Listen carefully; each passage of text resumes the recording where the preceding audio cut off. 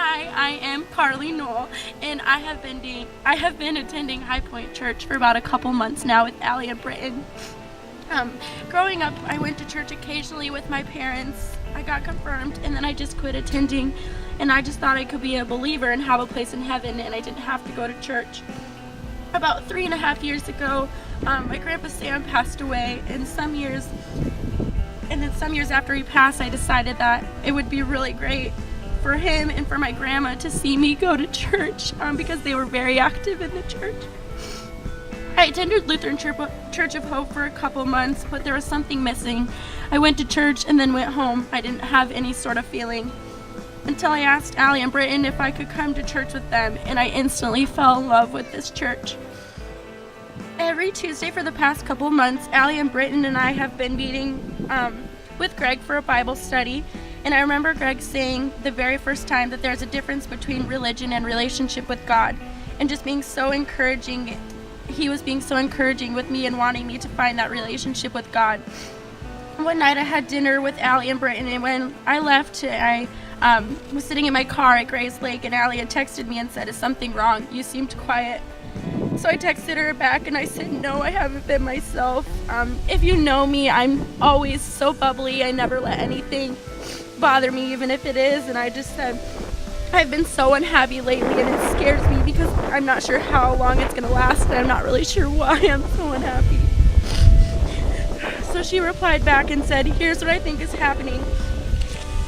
Oh, God is so close to winning you over. You're right on the edge, and Satan doesn't like that. So he does whatever he can to get you down or make you feel like you can't really do this. Well, he's a liar, and he's the only person that can defeat Satan, and the only person that can defeat Satan is the one who already did, Jesus." And I was like, wow, not that I haven't heard that before from Greg, or just, I knew that, but it was just the perfect timing. And so I texted Allie back and I said, "You know what, Allie?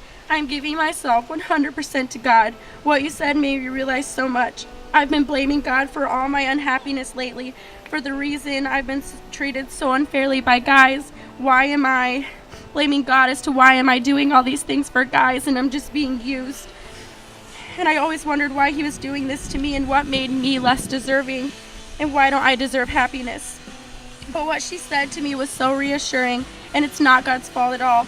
It's because I haven't given myself fully to him and trusted him, and that I've still had a part of Satan in me tempting me and pushing me down. So I told her tonight I'm asking God for forgiveness and giving myself 100% to God, and I'm asking him to save me. So she texted me and said, "Your life will never be the same, and I can promise you that." And when she said that, I kind of thought, well, how can this really change my life for forever? And is it really going to change it that much?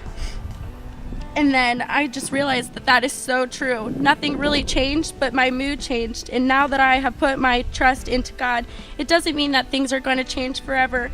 Some guys are still going to be pigs, but that God has a plan for me, and putting all my trust into God, there's no reason to worry that his timing is perfect and he has a plan for me.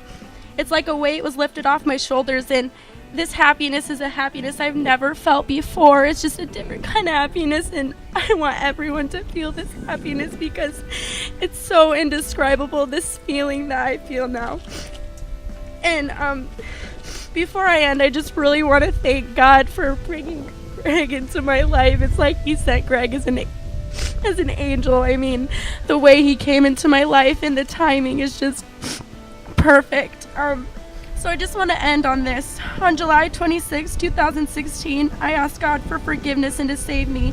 And on that day, I was saved. Because if you confess with your mouth that Jesus is Lord and believe in your heart that God raised him from the dead, you will be saved.